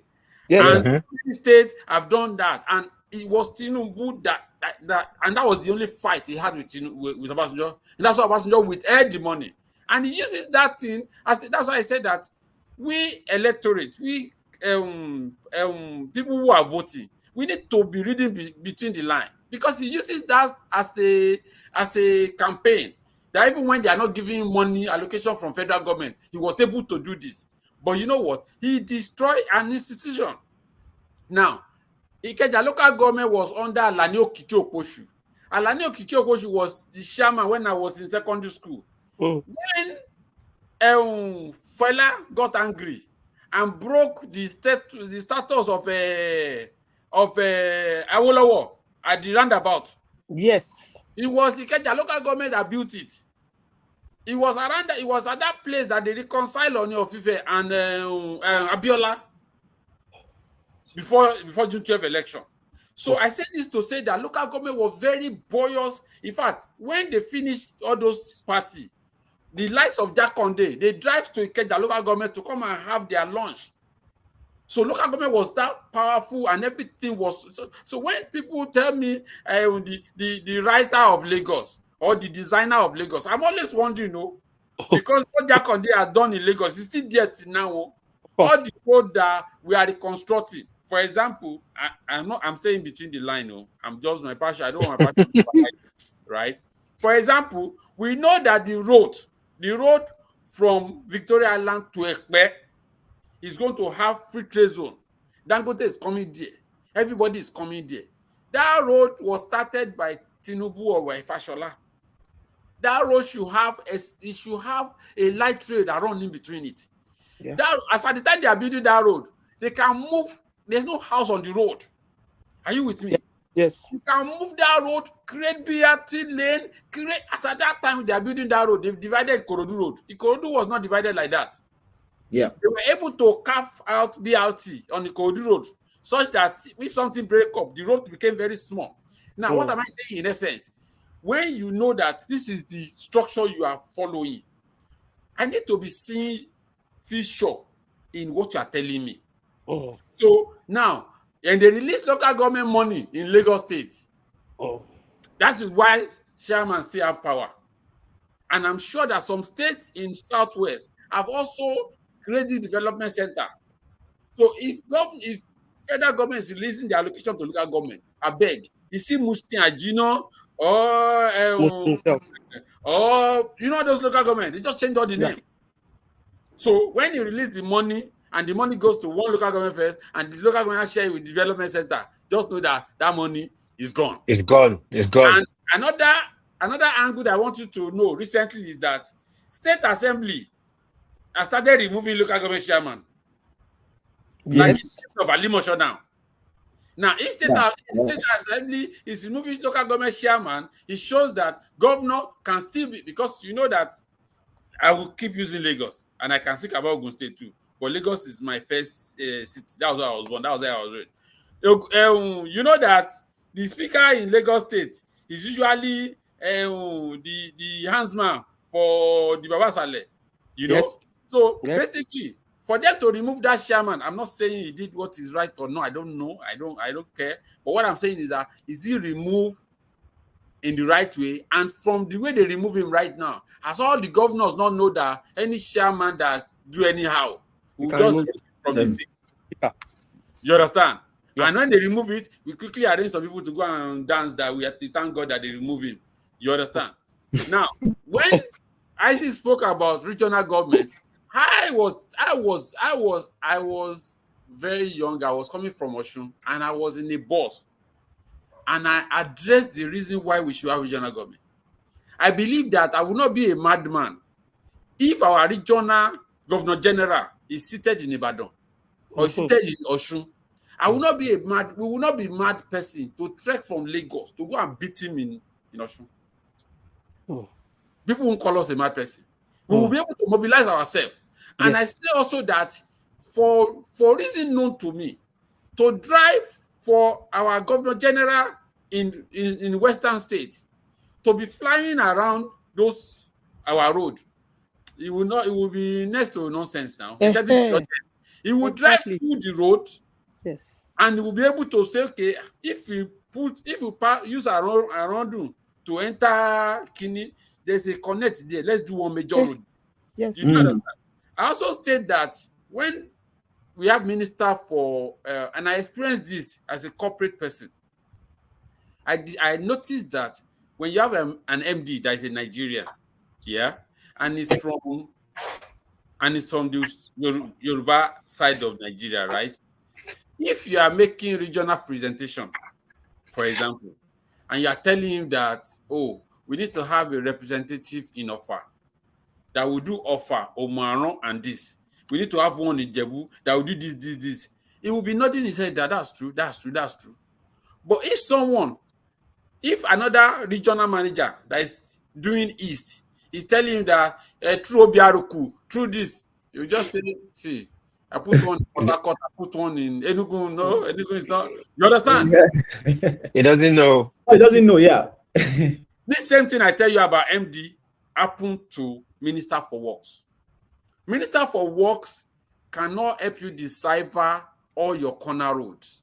He knows, Fashola knows the one in the Tabani láti Ayungbe, who ma fi wọnú Jẹ̀bú-Òde, a wọnú kíní báyìí. If it doesn't turn on yẹn, he can connect. Yeah. Connect. But for other places, he will not be able to connect. Let me tell you, he will go 1 or 2 times, but he will not be able to connect. So I feel that I've been pushing for regional government. I feel that it's something maybe we should give another point. So that's my point. I mean, in conclusion, I've said that the structure of local government that we have right now, are they not being politicized? If you drop money, federal allocation right now, where are they dropping it to?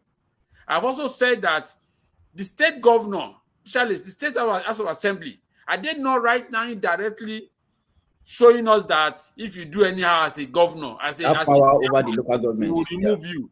Yeah. And I've said that because of closeness to development, because when Olu-Arotiwa develop regional government, we see how it is. As a matter of fact, there's one day I was in front of Cocoa Dome when I went to work in Ibadan, and I was seeing the train station. And I'd gone to London for my holiday that time. And they were selling things in front of that train station. And I could use my eyes to take all those people selling things away. And I see that this is a viable, you see, the train probably coming from Lagos or wherever it's coming from, you will come out at the business district center, which is Kodom area. You understand? Jericho. And I see that this is the idea this person did. So regional government, I feel, will bring us in, and we can beat our representative easily. You know, they'll be living next to us. Yeah. Yes. Yeah. Not them. Okay. Okay. I mean, I think we do find similarities around the tiers of governments across the 3 countries that we are discussing. UK is not too far from that. It's also the only difference is there are basically 2 key tiers of government within the UK. There's a ceremonial one, which is most people know. That's the king and the queen, as the case may be. But in essence, you've got the local government and the parliament. Local government falls into, there are 317 local authorities in total across the whole of England, and England specifically. And this also now being broken down into, in some places you find it as county, in some places you find it as a district council, depending on, so you can have a town, there's a local government authority on its own. You can have a couple of towns that forms local government authority on its own. So that's how it's been formed up. Speaking about House of Parliament, there are 2 levels of House of Parliament. You have the House of Commons, which is the one most people do know, which are the people that discuss on day-to-day basis on laws to be enacted, laws to be changed, and all of those things. And you have the House of Lords, which is more or less like a step over the House of Commons. So House of Commons ratify. It's, in my head, it seems more like the House of Representative and House of Senate in Nigeria. The only thing is just that the House of Representative in this instance is the most influential and the most active, which is the other way around when we go back to Nigeria. Which is another thing that's something we need to look at in the nearest future. The volume of work comes top down, whereas it should be a pyramid, it should be bottom up. So you have more people on the ground level doing most of the work, while you have the people on top doing approvals, signing, and all of those things. But policies. Yeah, unfortunately for us, it's the other way around. Most of the things come top down. And that's why you find most of the activities happen in House of Commons, but that doesn't also go to say that the local authorities have autonomy. I mean, I think that word is overused for today's event, within their spaces. So you've got different boroughs having their own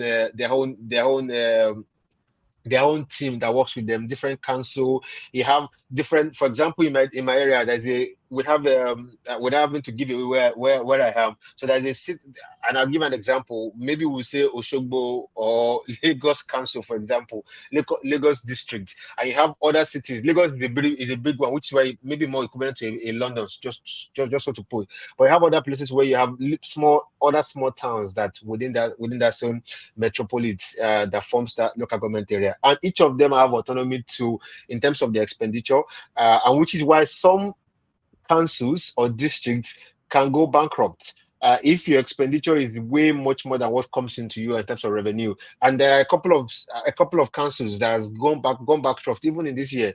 Birmingham Council is one of those. There's also been conversation around Sheffield saying that if things doesn't Nottingham to be specific, if nothing happens differently, they can also go bankrupt. So imagine if the local government is saying that they're going bankrupt, which means that we can't support the local amenities that we provide. There's some green areas that's been looked after by the local government. I said that and I smile because I know we used to have stuff like that where you have local government that people that cut grasses, make them into shape designs back at home. So you've got things like that. You've got health centers, recreation hubs being looked after by the local government. So, and then when local government then says that they are going bankrupt, obviously shows to say that I can't afford to pay for all the services that I will pay for. You have a lot of people that rely on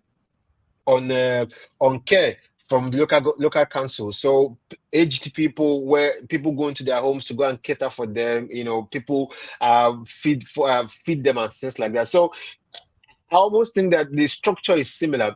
The only difference is that we don't have those multi-layers that come on the back of that. So from your local does what they have to do, which is what every other person will do, while you have the parliament, formulate the laws, the policies, and then you have the parliament is also people that goes into the central are formerly members of the parliament, and which maybe that's why the difference comes through. So you need for you to be a prime minister, you need to be an MP first. If you're not an MP, you can't be a prime minister. So it's by being an MP, which is a member of parliament, that's MP. That's where you can now become a prime minister. So the ruling party.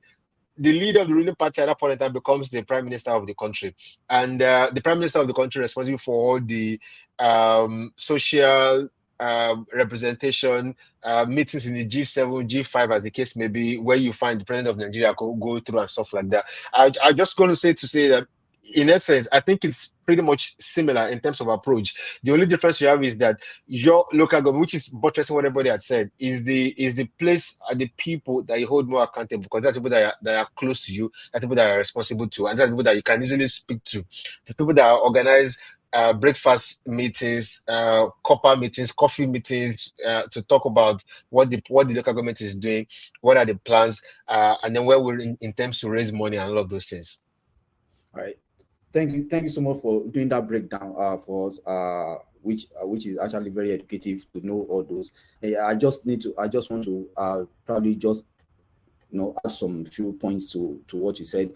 Also, in terms of election, I think there is no direct election to the prime minister, which is like the president. Your grassroots people has to be elected, and it's the numbers from the grassroots that will make up the number that will make you the prime minister. So, and which is the reverse case for our home country, which is the fact that you have to vote for the president, even though the governor or the House of Rep member or senator does not win, the president can win the election. Over here is a different case entirely, or the combination of the my member of parliament, which is the MP, the vote from them, we actually come together to make up the vote for the prime minister, which makes it make more sense, such that the people know the member of parliament before they cast vote, because they know that if I vote for the member of parliament, that means that I'm indirectly voting for the prime minister that will not eventually be like president in our own country in that space. Also, yeah, I think that is very educative. I'll just go to the next question, but I'm also watching time right now because this is meant to be like a 1 hour 30 minutes. But we quickly rush through the rest of the things that we need to actually talk about, and which is the fact that I want us to talk about how to get involved. Just before that, I was going to say something about the fact that the local council, when you're also casting your vote for your local council, the chairman I know election is coming up in some state for the local government chairman. So when you are casting your vote, you have to cast your vote to someone that you know that is knowledgeable, that has something to offer. So in the UK, I know like Buddy mentioned that they have the autonomy, they have centers, they have recreational centers, they have things that they do within the local council. Like my local council, we have a recreational center, which is like a gym center, which also bring revenue to the local council. So if you have a chairman that is not thinking, I don't think that you should vote for that kind of chairman that is going to be a local government chairman. I know that we have, local council. The local council comes around, cut the grasses, and do all of those kind of jobs, and then that's a means of employment for for the populace or for the people. So these are some of the strategies that the local council also use to generate revenue, like the swimming club that one of my children attends. We have to pay for membership every month, and which is part of the resource they use to pay the staff that comes to train them, and that is creating employment. So I'm saying all of this because if a local government chairman is not forward thinking, he's just going to keep waiting for the resources and allocation that's coming from the federal government, whereas there are revenues that can be generated with resources, creating employment, also generating revenues from activities, from setups that he has actually put together for the local council, for them to actually make more money for the council and create some level of development. Also, for local council is also an opportunity for them to actually do things that will take them out and that will bring them to the limelight. I remember my constituency talking about, which is basically my local council talking about solar panel, to reduce energy costs in my local council. This is not something that is happening all over the United Kingdom, but I know that they are doing that project within the local council to reduce the energy cost for the people that are living within that space. And this come about from the fact that the council themselves have the autonomy, one, and then they have people that are forward thinking, listening to the people, and then people are able to connect to them at every levels. You don't need to drive down to Abuja or go to Westminster before you see your member of parliament, which happens to be like a senator. Your member of parliament, you see them every time all around for events, and even so for some gatherings that you least expected that you see them around, you see them come around, and then you have interactions with them. They exchange their numbers, their phone numbers are not hidden. You have access to their mobile numbers, you can call them, you can make requests, you can make demand, you can ask them questions about some of the things I need to know. So that's just data about that. So I'll just go to the final the closing remark, which I'm just going to collapse into how to also get involved. And I will start with Isaac. Can you tell us your closing remark, and then how can people get involved in all of these things that we're talking about?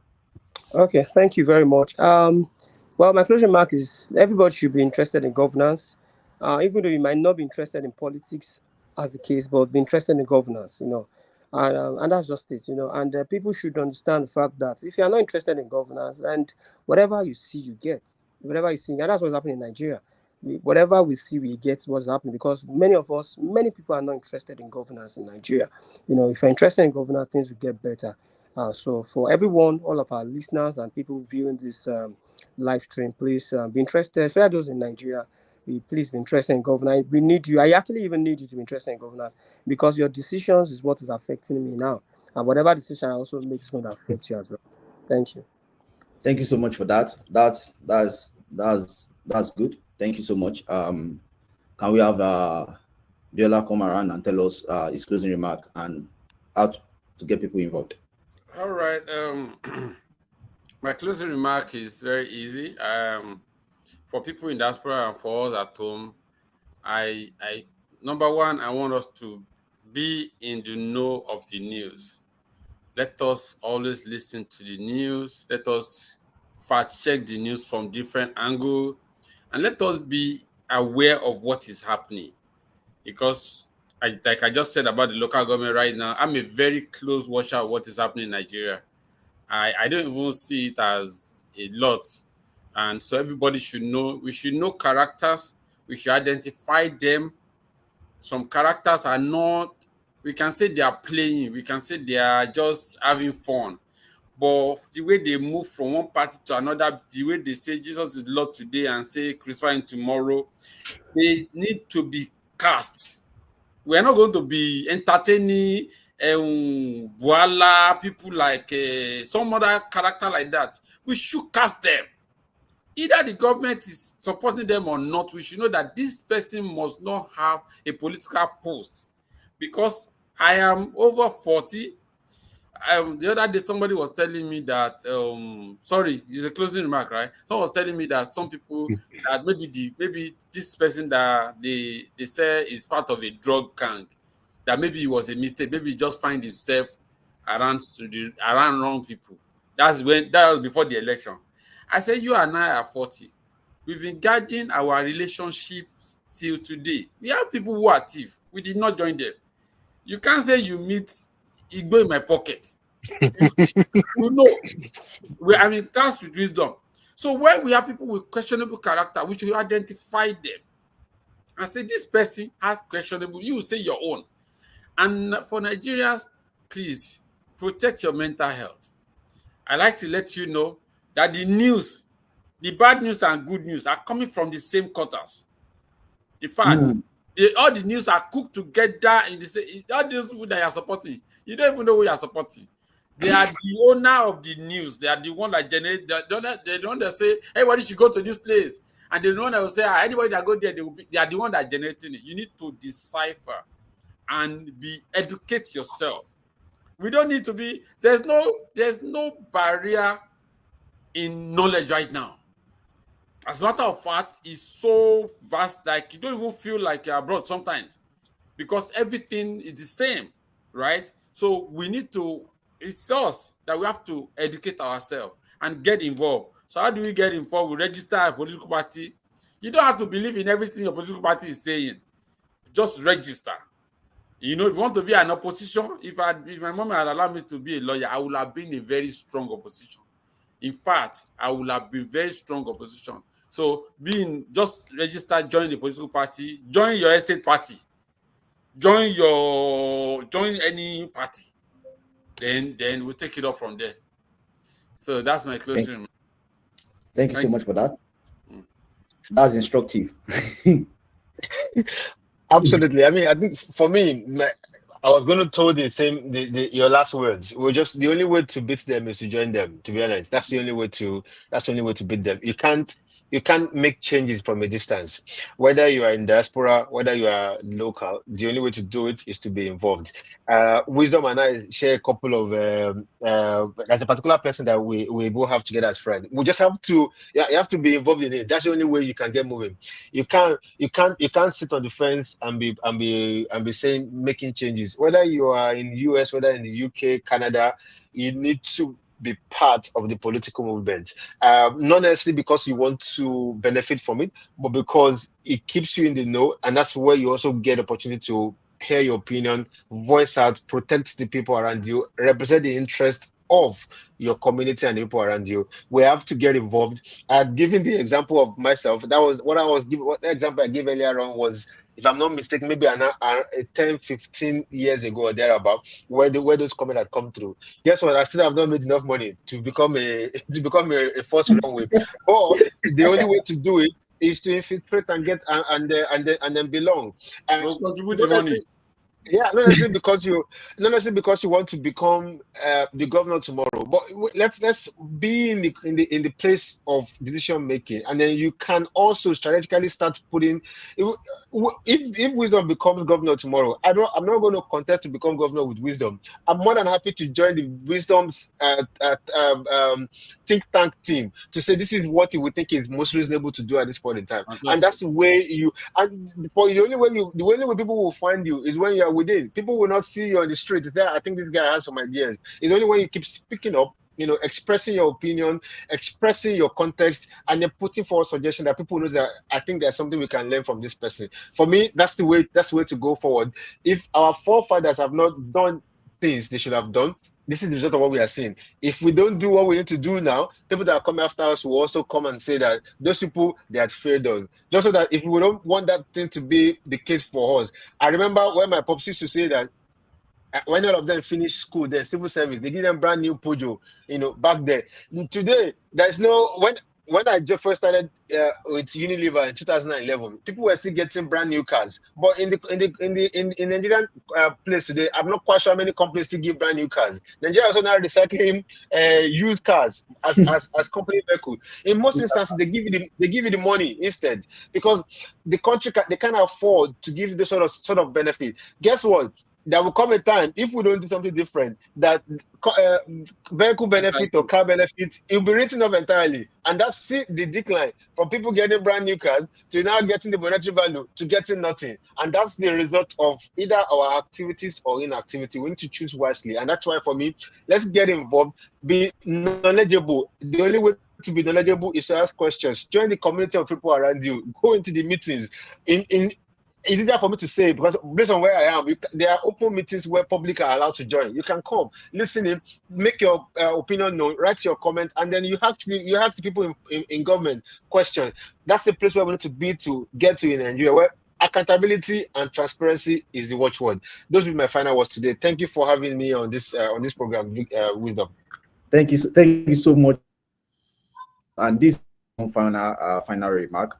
First is that hold your local councils responsible. They are closer to you than your governor. They are closer to you than the president. One way or the other, they are family members. There should be a family house in that local council that your local government chairman came from. So you are closer to them. If you cannot access them, you should be able to access their mom, their aunt, their brother, or their family member that you can send to them, or that you can hold responsible for the action that any of their family members is actually taking. So hold them responsible. You are closer to them. They have resources in their hand. Let them be accountable for all the resources that the federal government is sending to them. Ask questions, make demand from them. And then you see that they will know that people know their rights and their expectations from them. And also to get involved, for some of you that are not in the US, but I'm in the United Kingdom, for some of you that are in the United Kingdom, to join a political party is not difficult. Just go online, search for any political party that is of interest to you, and then you see be a member, and then you can easily join. For Nigeria, I know it's difficult because they don't even want you to get into that political party. I had a political party member for a party for almost 2 years. I never attended a meeting because I don't even know where the meeting location is, and they are not ready to communicate it or send it across. So you have to be intentional in searching all of those information and to get involved, because they don't even want you to be in that space because they know you are not legible. And the only people that you find in those spaces are people that don't really have much knowledge that they can easily impoverish. Thank you so much for our guest this afternoon. I really appreciate you. For some, it was short notice. For some, we have to be postponing, but at last we are able to do this. Thank you so much. Thank you so much, Mr. Isaac Omotayo. Thank you so much, Mr. Abiola Abdul, and of course, thank you so much, Mr. Bade Oyekomi. We started the conversation on Instagram, and then here we are today, and then we're having this conversation with another two amazing men. Thank you so much for being part of this. Thank you so much. Thank you. Thank you very much. Thank you so much. And this will be my my final words for this particular edition. So in subsequent time, we may still have to convert again to have some conversations surrounding other topics. It may be policy because of something that is of interest to all of us, but we actually definitely come back to have conversations. I have the mindset to actually have conversation around being corporate socially responsible, corporate social responsibility, which is a topic that we don't really talk about in Nigeria, and people don't really take it seriously. I heard recently that applications or some people donated money to my degree for the flood incidents that happened, and there was nobody that is accountable for it. But there are actually strategies, there are ways to go about some of these things. When you are donating money, you have to go all out. Maybe you have to dedicate staff to do that. But that's a topic that we need to talk about at different levels, and of course having a separate level of conversation. But having in mind to actually have that kind of conversation with people, where people that are already well-to-do can actually be socially responsible, because that is also obtainable. Every development that is seen in foreign countries, there are people that don't have access to government money, they have their money, and they're also supporting their community. Thank you so much for being part of this program. I really appreciate all of you for joining. I'll see you on another one next time. And I remain Wisdom Olu-Arotiwa. Thank you so much.